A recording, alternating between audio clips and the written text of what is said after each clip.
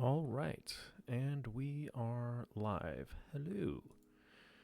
So I am Jock the Ronin, and I am listening to myself. I am listening to myself. There we go. What was I saying? Yeah, I am Jock the Ronin. Today I'm going to be looking over some of the top edge prospects in the upcoming 2025 NFL Draft. We're going to get started here. We're going to talk about Abdul Carter. Abdul Carter is a defensive end from Penn State. If I was curious, he is 6'3", 252 pounds, or at least that's what he's listed at. He's only 20 years old, pretty young guy. A lot of these are some younger guys. A junior, number 11. And so it's kind of interesting. A lot of people are going to draw comparisons with him to Micah Parsons, who's current edge rusher for the Dallas Cowboys. However, I don't think that's a too great of a comparison. Most people are just saying that because he goes to Penn State, he wears number 11, and he was formerly an off-ball linebacker who just this season converted to edge, which a lot of people are saying what Micah would have done at Penn State before he sat out for the COVID year and then got drafted by the Dallas Cowboys. But yeah, Abdul Carter, he's a really long, lean guy. He's got pretty long arms. Also a little thin for the position. But the big thing that he's got going for him is his speed. He is explosive. There's that old saying, some guys are fast, some guys are sudden. Abdul Carter is sudden. He's up here at the top of the screen, number 11. Let's go ahead and see what he does here against Ohio State.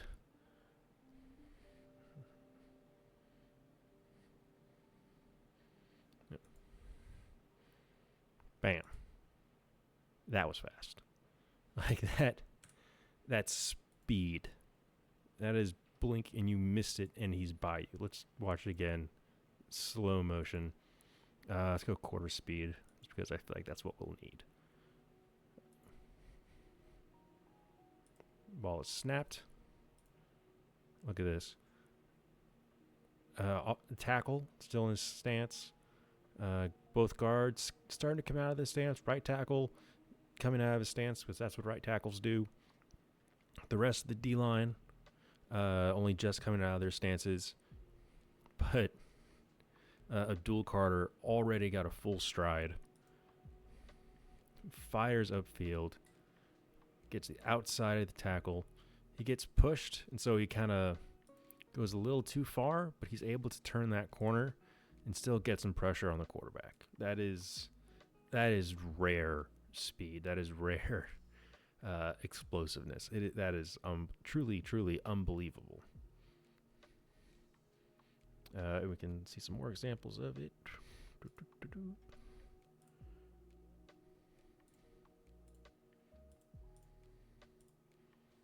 Again, I couldn't even click fast enough.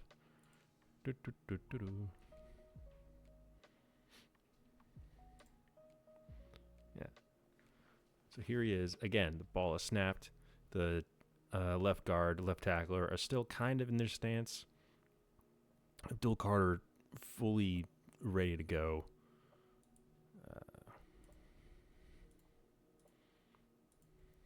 Again, quarter motion. See, he's upfield. He's outside the tackle. He's getting around the corner. He gets a little knocked off his line, and the running back throws him off a little more, and so he falls down on that play, which is something that happens a lot with him, and we'll come back to that later. Let's go back and then again, it's just unbelievable how fast this guy is. Like how quickly he gets out of his stance and gets upfield. It is unbelievable. Again, I'm going to play this in real time. So 11, right down here, and just bang. he is past everyone. He is a good 2-3 yards upfield of everybody instantly. Gets around, gets a sack. Phenomenal. It's just unbelievable how fast and explosive this guy is. And yeah, coming off the edge like that, when he can just pin his ears back and go, it is impressive. It is really, really, truly impressive. He did it some more here against Oregon.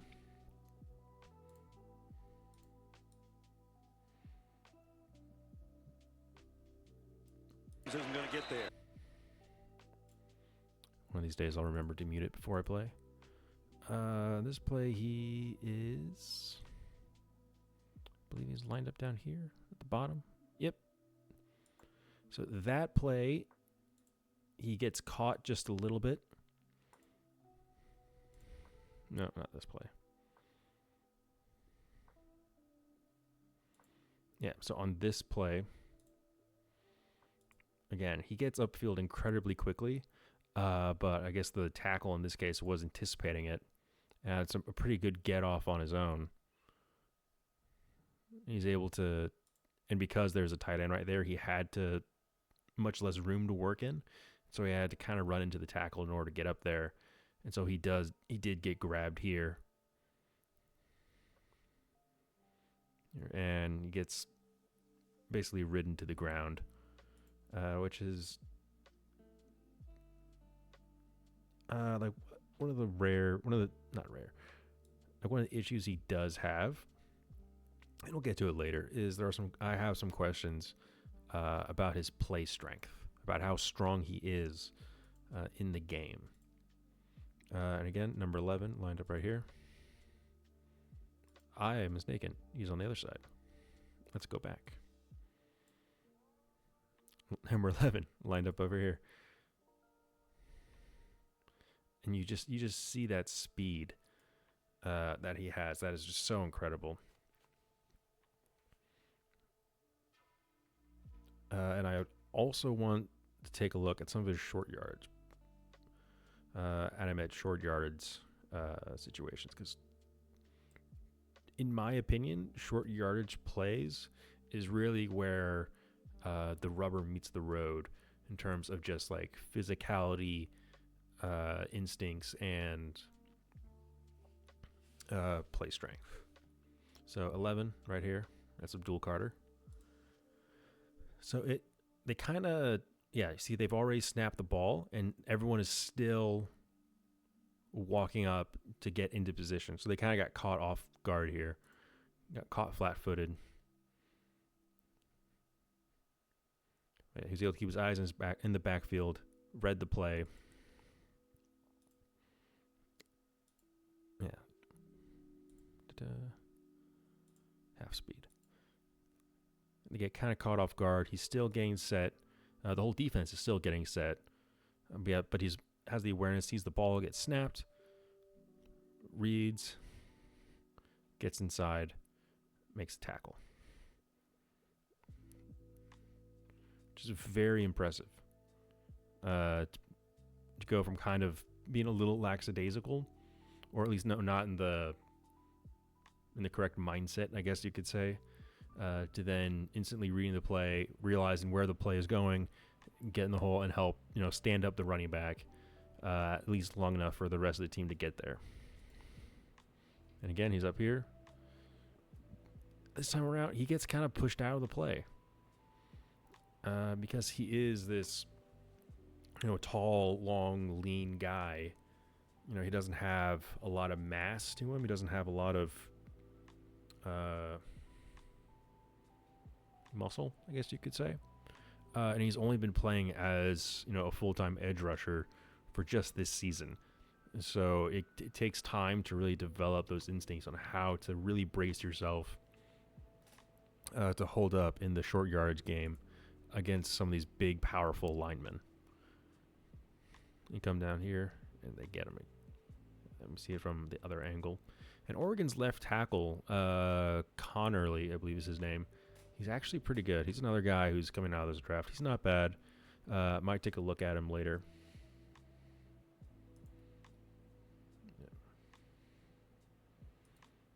And again, seeming one more short yardage play.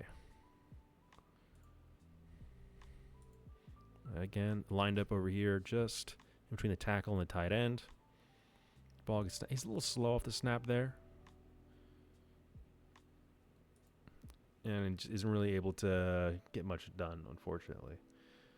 So yeah, the play strength and the ability to handle and shed blocks is something that he's going to have to work on. And something else I want to talk about is his coverage ability. Because, you know, he was formerly an off-ball linebacker. As an off-ball linebacker, you know, your responsibilities are, you know, coming downhill and filling holes in the run game, as well as dropping back into coverage. So you would think that as a former off-ball linebacker, he would have some decent cover skills. And he really doesn't. Like, he's not a total liability, but he has some issues. You see here,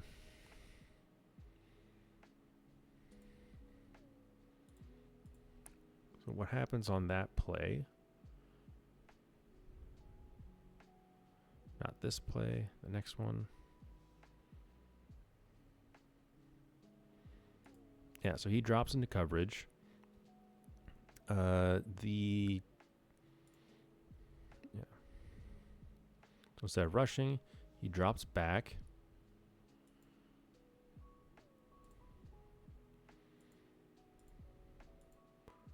And he kept his eyes on the quarterback the whole time there, right?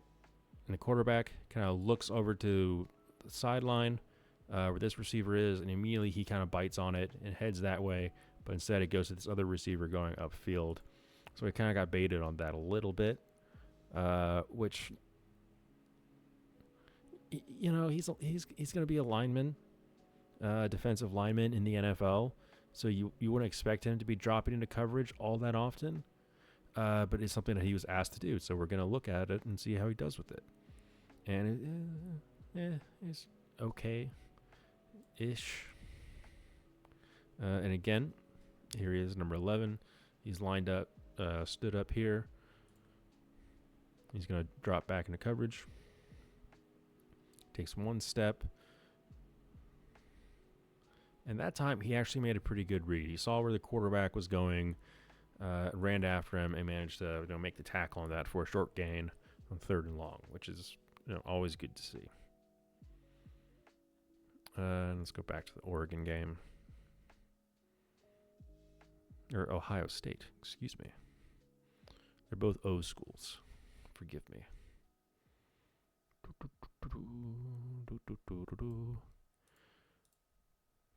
All right. We see him. Where are you? Oh, yeah. He's out here.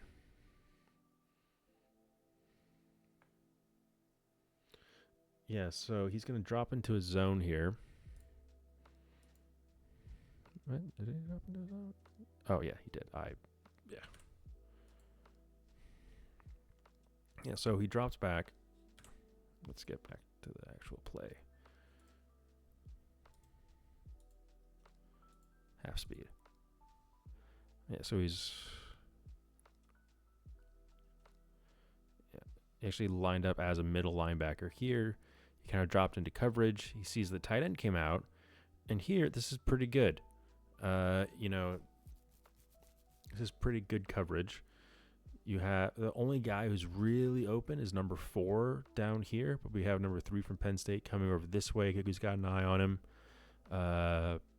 This player up here, we see the DB over there. This guy's covered, and Abdul Carter should have this tight end covered, but instead he sees where the quarterback is looking. He goes running in that direction, and he leaves this tight end wide open. He's able to make a play for a short gain. Fortunately, the other DB was there, but had he initially stayed in his position and stayed close to the tight end, that option might not have been open. He probably would have ended up throwing it this way. But with their positioning, you'd expect this DB to hopefully be able to make that tackle. And then he could, move in, and with his speed, he could probably cover that distance pretty easily.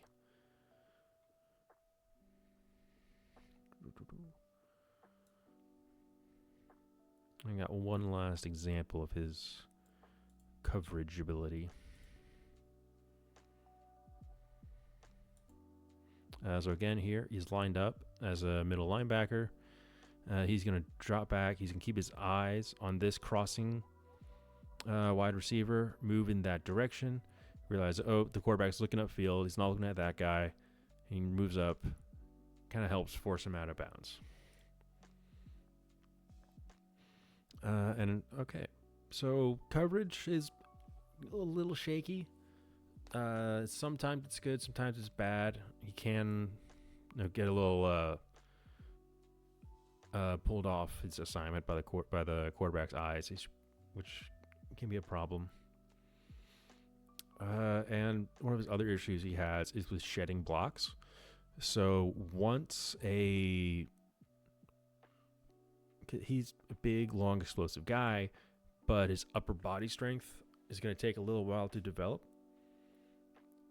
And so he has trouble kind of, chopping at an lineman's arms to get their hands off of him. So we'll see it here. He's lined up here. Comes off the edge. He engages with the tight end. He sees where the ball is going. Tries to get that way, but he can't quite get off the block in time. And quarterback ends up making he tries to make it. Looks like he fumbled it out of the end zone there. I probably should have watched the actual game, but whatever. Then another example.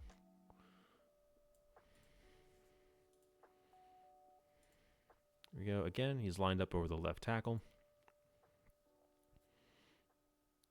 Goes in. He uses his reach well. He kind of times his rip there a little poorly. Because by the time he uses his rip move, the tackle already has his hands on him. And he gets kind of grabbed and pulled down.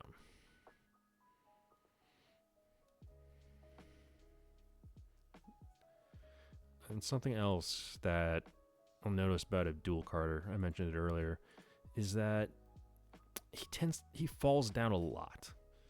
A lot of these plays, if he's not making the play, he ends it by just kind of picking himself up off the ground. Which, it could just be that, he's a super fast guy. He's very bendy. He uses his flexibility and his bend very well to get around edges. However, that carries the risk of if you get bumped at the right time or at the wrong time and at the wrong angle, it will throw you off and you can fall down. It could also just be he has a lack of balance and coordination, and maybe his footwork's not all that great. And so he trips over people a lot, and he falls over a lot. Oh, good sack there.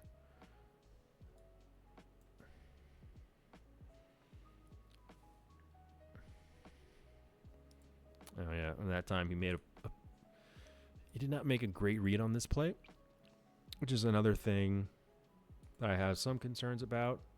I think he gets kind of fooled easily by fake handoffs. So you see him, he comes off the edge, immediately just goes for the running back, doesn't even look at the quarterback. Maybe he's just coached to do that, but there have been other times I've seen him where he does go for the quarterback and the quarterback hands it off. So, that could use some work. That's Abdul Carter. Again, the good with him is really, really good. That speed, that explosiveness, that quickness, that is rare. That is elite. That is, you're not just going to find that anywhere. And so, a lot of people have him as the top edge rusher in this year's draft. And, I can definitely see why. However, I'm not fully sold on him.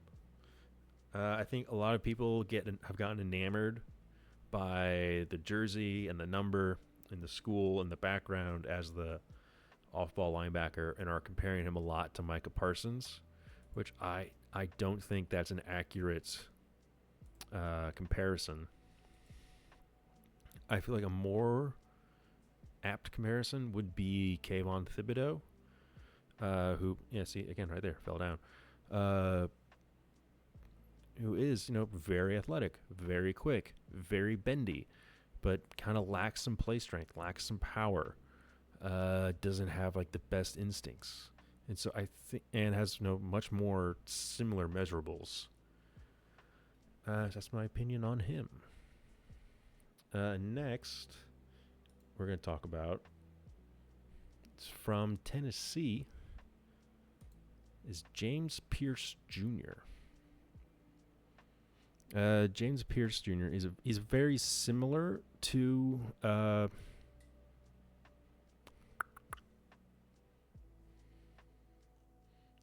to Abdul Carter in some ways. He is a tall, long, lean edge rusher.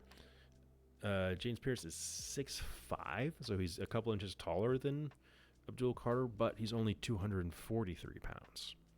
So about 10 pounds lighter, but 2 inches taller. So he's a pretty thin guy. And he's not huge, but he actually plays with a surprising amount of strength. And when we get to it, we'll see here.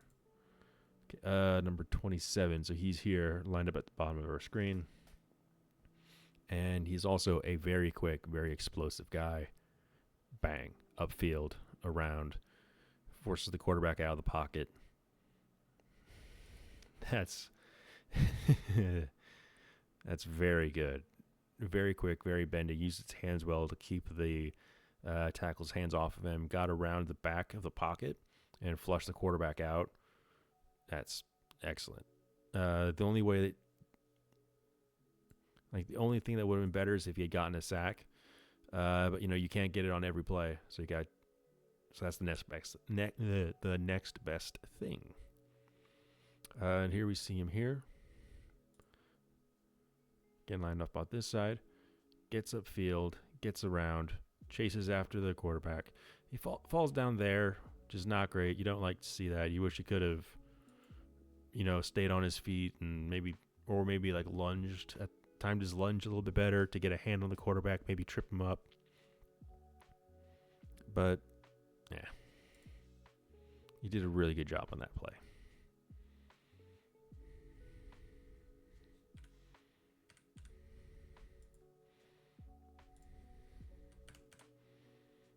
All right. All right, 27. And this should be him down at the bottom of the screen. Or top of the screen. You just see, again, the quickness and the pursuit there. He's a little slow on the snap there, but used his hands well, used his length well to get the tight end off of him, shed his block, got around him, and made the tackle. And just look at, he's going fully upfield and just fully reverses direction and manages to wrap up the quarterback. That's phenomenal. You can't ask for much better than that. And again, you kind of saw in that play, he's this kind of tall, lean guy, but he actually plays short yardage really, really well.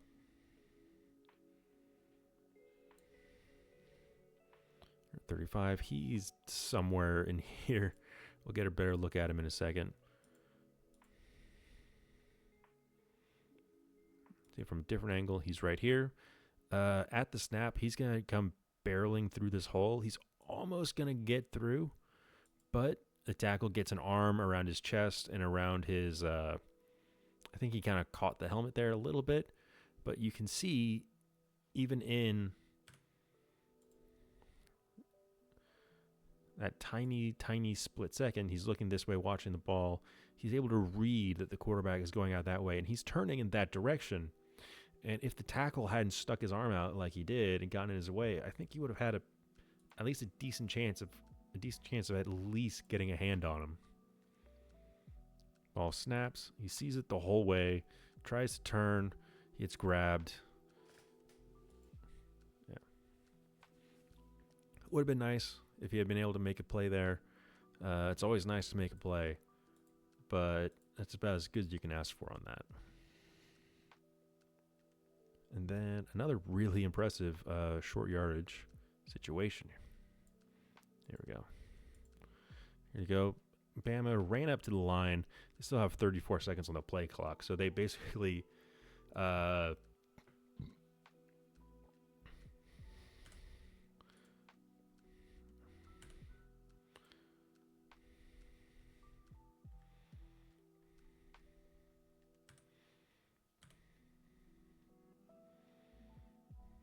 so they got up on the line. Yeah, they had this one snap where it was another kind of a stalemate or something, and then 4th and 1, they get lined up. Our guy is over here this time, and really impressive. Pushes through. He gets pushed back a little bit just because he's a smaller guy, but he works his way to the top of the pile. Keeps his eye on the ball, knows where it's going, works his way to the top of the pile, pushes the quarterback off the top of the pile and away. Again, that's just super impressive. Because he's not a huge guy. 240 pounds is still, pretty big for a normal person, but for a defensive lineman, that's tiny. And he was still able to be, pretty effective on that play. And if it does look like Alabama got it, it wasn't a result of a lack of effort.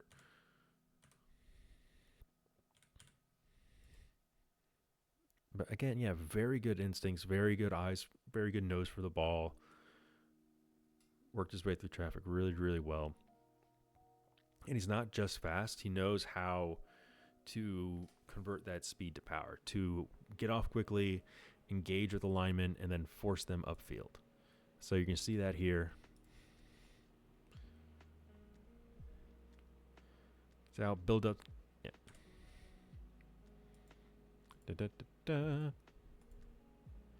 Go. He gets out of his stance. Gets a few steps to build up some speed, throw him off. One hand on the shoulder, throws him back. Very good rep there.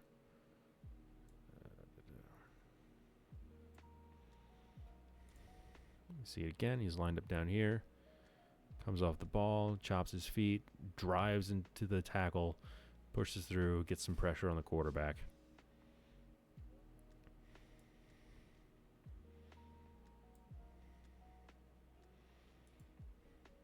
He's lined up here at the top of the screen. Comes downhill, chops, pushes the tackle back, bumps him into the quarterback. He already threw the ball by that point because you know how far out he started. You can't really blame him. And that was a quick pass. Now he's down here. Comes off the ball, engages, just pushes the tackle back a few steps, manages to get away. Pretty good. Pretty good there. Now, he's not perfect. And so we're going to talk about the ways in which he's not perfect. And so he can be a little hesitant at times. Here we see him up at the top. He's going to come through unblocked because they're making the read off of him. And that was... You see there, he knows he's unblocked. He knows he has to make the read. And he kind of chops his steps a little bit. And is just waiting, and then makes his decision. Which, with Abdul Carter would make his decision quickly, but he would just get it wrong a lot of the time. James Pierce, he's correct more often than not, but he takes a second to think about it before he commits. And so he'll be correct on who to rush, but he might be late. Now we see him again here at the bottom of the screen. Or middle of the screen, really. Comes off. Yeah, he comes off the ball. He's initially left on block. He sees the tight end coming, so he knows he's probably going to get hit by the puller. He also sees the running back and the quarterback there, so he knows that they might hand it off. So he kind of like chops his steps a little bit. Kind of can't decide if he's going to try and just drop his shoulder into the tight end to get off the block or go after the running back. Instead, goes for the quarterback, and he's just a fraction of a second late. So if he had just fully committed there, he might have gotten a sack.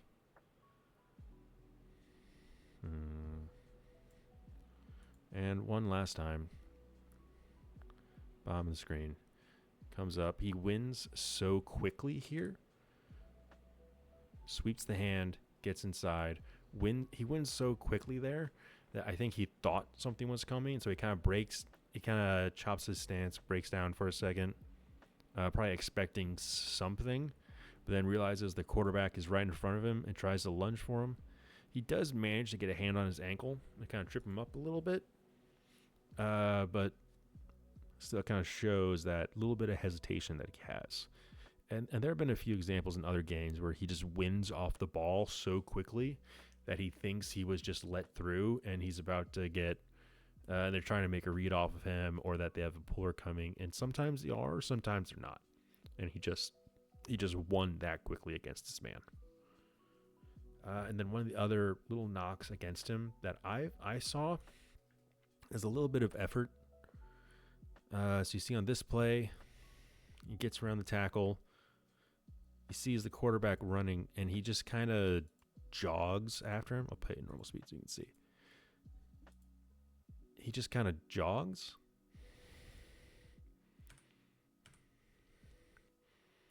Like once he gets past the tackle, he just kind of sees the quarterback is a little ways away and just kind of jogs after him for a little bit. And I know he's not the Flash. I know he can't teleport, but you never know. He could have held on for it a little bit longer, and if he had just really like ducked his head and went full speed at him, he might have been able to catch him in time. But it is what it is. So I think that James Pierce is a guy that,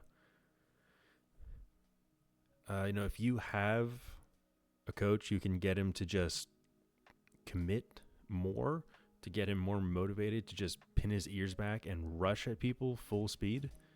He could be a very, very nice player. He is a little light. I think he will have to bulk up a bit in order to hold up against the run in the NFL. But he's got a pretty good frame, so I think he could handle it without much trouble, without losing too much of his speed. And so next we're going to talk about one of my favorite players to watch in this draft so far, Mykel Williams. Mykel Williams is at Georgia. He is 6'5", 265 pounds. He has long arms. He's fast. He's strong as heck. He has every tool you could ask for in an edge rusher. But one of the reasons why I enjoy watching him is because he kind of sucks. And, I mean that in a nice way, but man, here, let's just watch. I believe he was not on the field for that play, but yeah, let me find a play for y'all. Ba-ba-ba-da-da.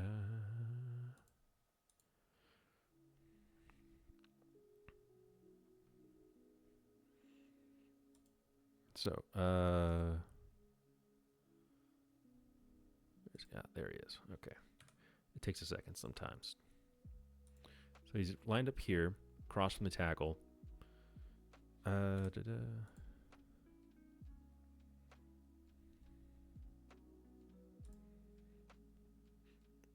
You see he comes out, like he kind of gets pushed around, but he holds his own pretty well, sees where the play is going, and tries to get in on the tackle. Again, up here, he's kind of flails around, spins, swipes at the quarterback. He he's a lot, and he's a big, strong dude. And this is Kelvin Banks that he's going up against. Kelvin Banks is probably the best healthy lineman in the draft, and he's pushing him back. He's fighting him. He's having some trouble with him just because he's so big and strong and powerful and explosive, and he just plays hard. It's really something to see. It's just a lot of fun to watch him because he flails around so much, but he's not bad. Like he has good instincts. Like he knows he can track where the ball is and read a play well, right? So it's not like he's a total liability, but he knows where to go. He knows where to be. He knows where to go. It's just how he gets there that's the issue. I can watch on this play. He's going to drop into zone on this, which is something that they do a little bit. They don't do it very often, but he does it. And just kind of highlights that because he's lined up here just outside the tackle. And you see him, he's going to, at the snap, he's going to step back and he's going to go over here out into the flat. Just keep an eye out for running back or a tight end releasing that way. And so I'm not sure if you saw that, but he goes and he fully turns away, fully turns his back to the quarterback and runs in that direction, and then he gets to his spot, and then he turns and he looks back. And on this play, they're just handing it off, or they're faking a handoff. And so it's not a huge issue, but it's entirely possible, that they could have had the ball, that you could have had in this little fraction of a second there, that you could have had a QB keeper. He could have kept the ball and gone this way, or they could have had a pitch out to the running back or the tight end that way, and he wouldn't know because his back would be entirely to the play. But he gets to his spot and he stays in his spot, and he did it quickly. So again, he's not bad. He knows what he's doing, or he knows what he's supposed to do and where he's supposed to be and where he's supposed to go. But his technique is just terrible, but it's terrible in a way that's a lot of fun to watch.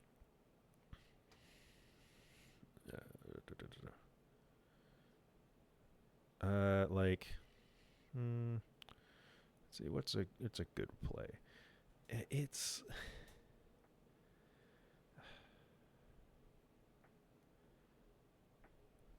yeah, let's go.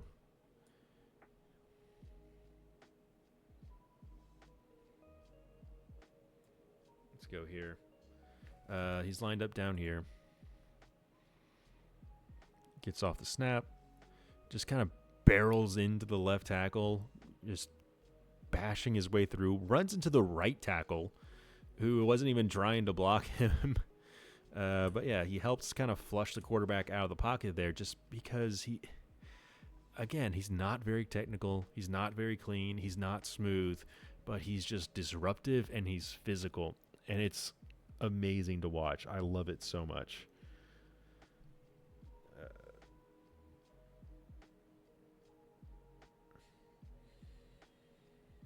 Let's see. What's another good one?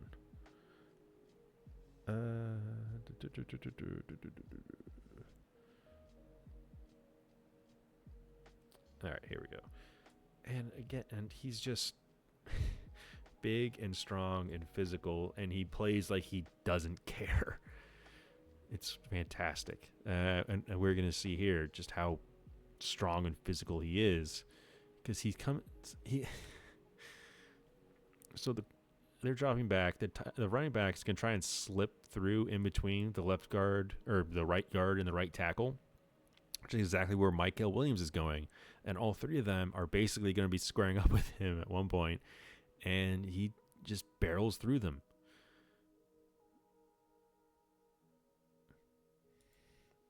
It's impressive. It's impressive in a kind of hilarious way. And he's a guy who, you know, if you draft him this year, he's probably not going to do a lot for you. He'll be there, but if you have a defensive line coach who you really uh who you really trust, who you think can just work wonders with guys, this could be a great project for him. We're going to see some. This is a short yards play, just blows the tight end off the line, swims over, and runs after the play. He is a high effort, high motor guy who is just so much fun to watch. But they also do a lot with him, which is interesting. Let me see where.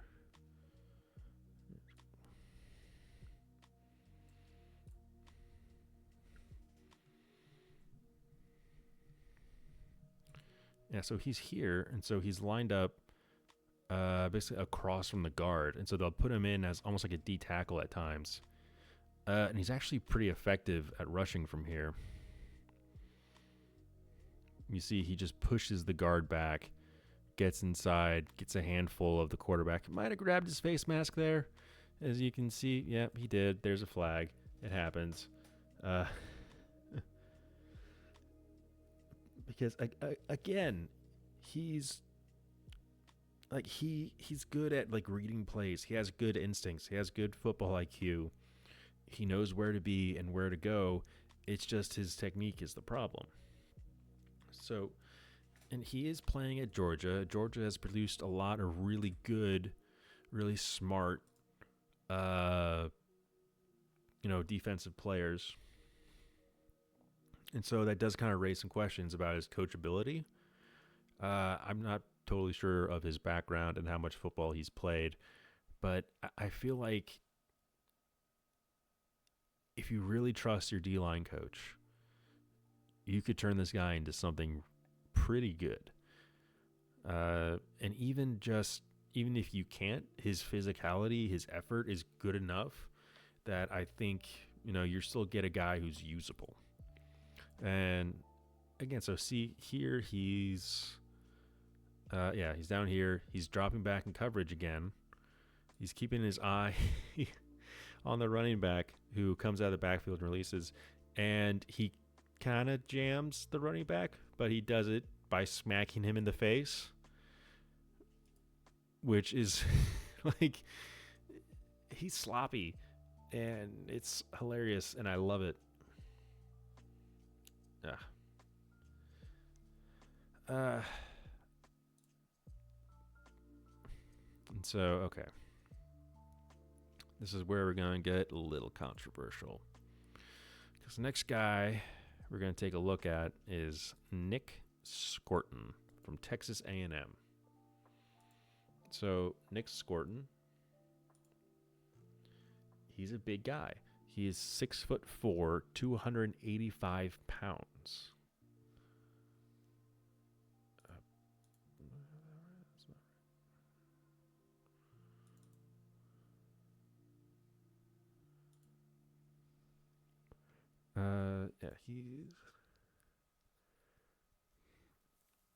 So he's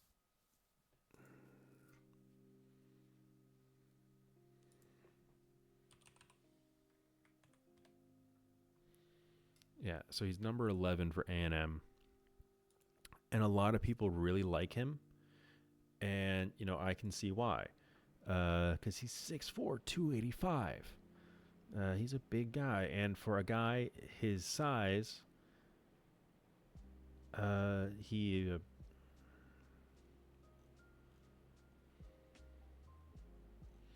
for a guy his size, he's actually, surprisingly technical. You know, he has a lot of different pass rush moves that he uses. Like you can see there, bottom of your screen right here. This is him. Yeah, he's going to engage at the tackle. He's going to shed, get inside, help get in on the tackle there.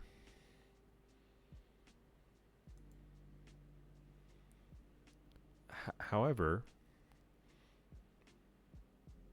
you know, there's some issues, I feel, with his, you know, with his strength, with his play strength, because again, he's 6'4", 285 pounds. He should be a big, strong dude. But when you actually, you know, actually watch him play,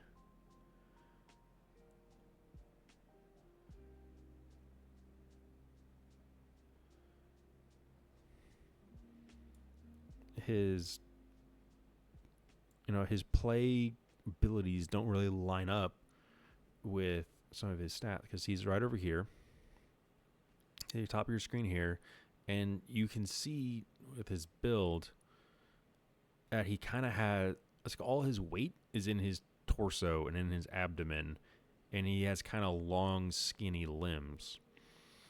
So he's like he has the torso and the abdomen of a 300-pound man, but the arms and legs of a 260-pound man. And so it kind of evens out to make him at about 285. And you see here, he goes away from it. Are my notes messed up? Yeah, and he moves well. He's not slow for a 280-pound man.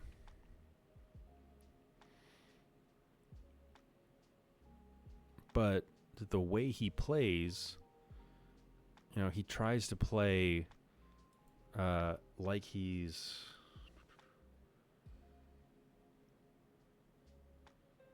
you know, he tries to play like he's an outside linebacker, or like he's a off-ball linebacker who's being asked to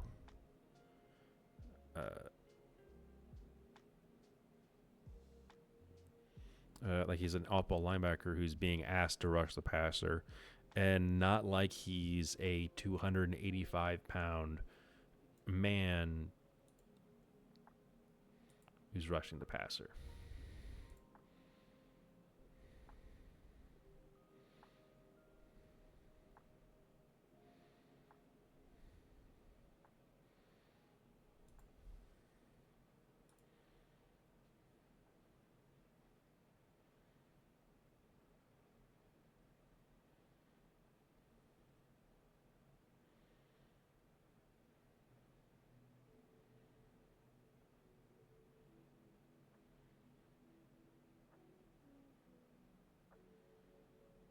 I think my notes got a little screwed up, because there are two guys playing at Texas A&M who are in consideration.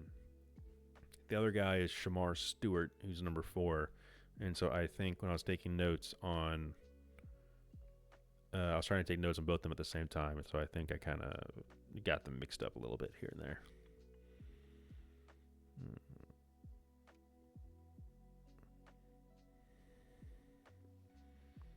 Yeah, let's.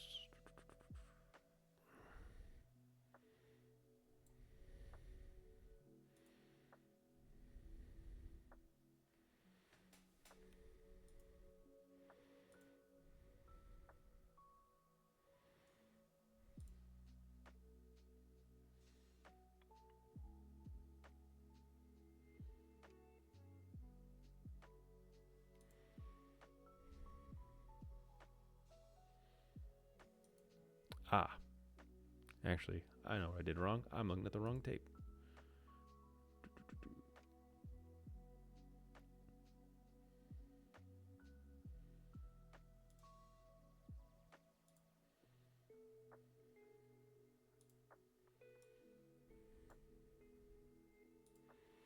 Here we go. It's Notre Dame that I was reading my notes. Yeah, so here he is against Notre Dame. He's down here at the bottom of the screen. Yeah. Like I said, you can see from his build, big body, kind of relatively thin limbs for his size.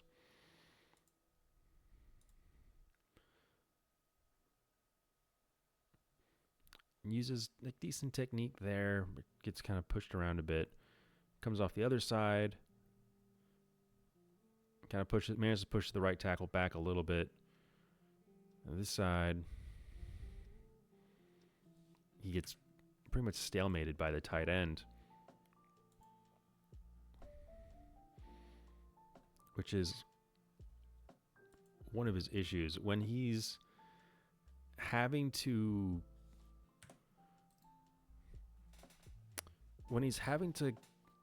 go against guys who are big and slow and heavy, he can do pretty well. But if he has to go against someone who's, decently athletic or has good technique, he disappears. He relies a lot on his quickness and his athleticism and not really his size and strength. And so as a result of that, if he's going against someone who's like an athletic tackle or a good blocking tight end, they have the quickness or the technique to keep up with him and just kind of shut him down. And you see here, we talk about that athleticism. Yeah, he's going to drop into zone over here, and he actually does a pretty decent job. Here he is at the bottom of our screen. We're going to see their left tackle does a good job of pushing him upfield, and he gets knocked around and falls down.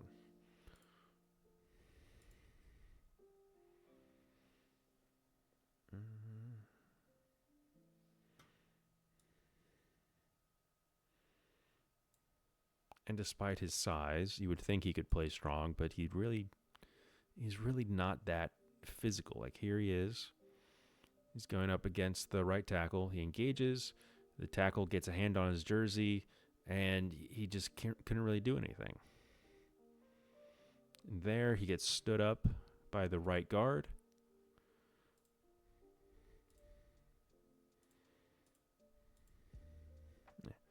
He goes in. He gets stood up by the right guard. Can't get around. Can't break the block. And they make a play.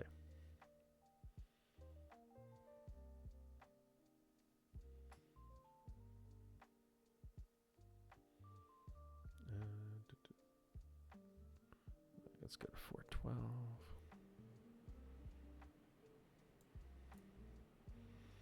Here he is at the top of the screen. He kind of gets pushed upfield and falls kind of awkwardly. And again, that tackle was good enough and quick enough to kind of bully him around a little bit. And he wasn't really able to do anything. And let's look at him in short yardage. Like I said, in my opinion, short yardage is where the rubber kind of hits the road as far as like your instincts and your quickness and your strength. And, Nick Scorton, he's 6'4", 285 pounds. He should be, decent in short yardage plays. And he isn't. He's down here, right? He just kind of throws a shoulder in. He gets turned inside, and the play goes right past him.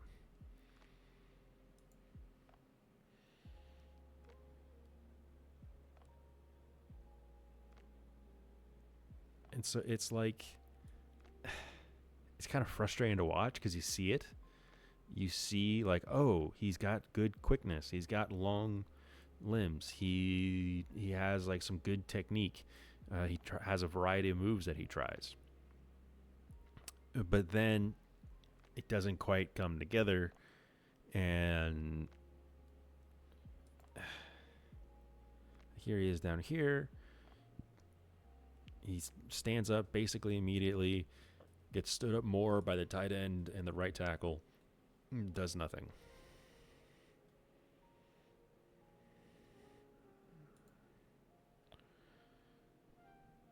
And so again, he's down here in like a 4-point stance, stands straight up. The tight end forces him outside.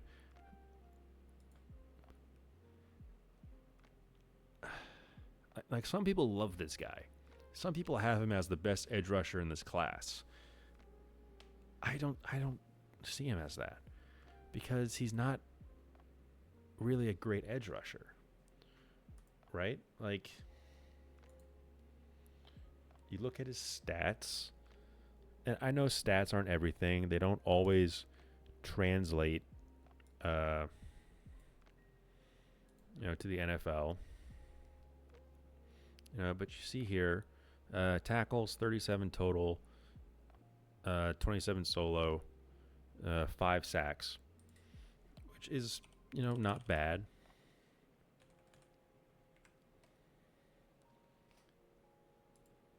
It's okay, but then you compare it to someone like Landon Jackson. Landon Jackson is another defensive end. He's 6'7", 280. He plays for Arkansas. And you see, he is a pure like run stopping defensive end. He is a pure, set the edge, play contain, maybe do something if you see the quarterback come your way. He has 49 total tackles, 28 solo, and 6.5 sacks. And they played a lot of the same opponents.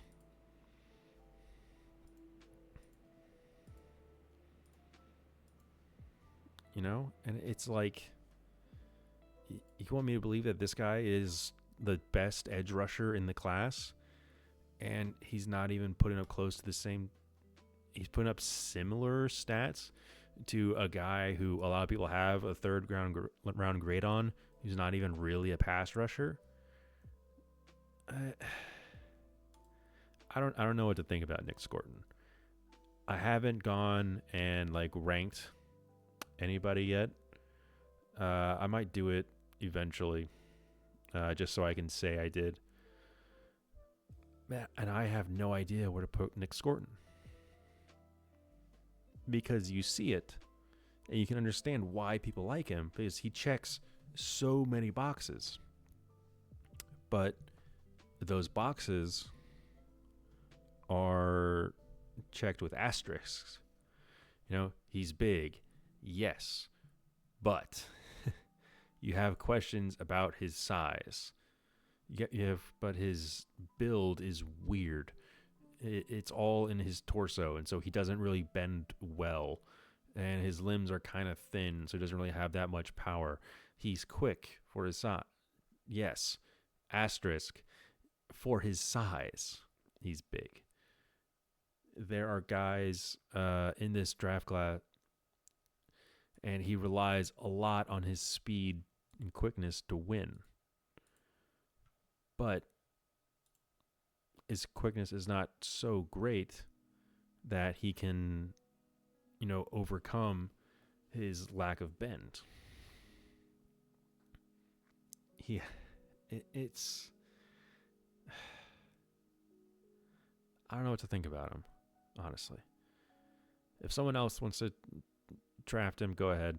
He's not for me. And anyways, I think that's where I'll call it for tonight. Thank you for watching. I'm going to be posting the VOD both on Twitch and also on my YouTube channel.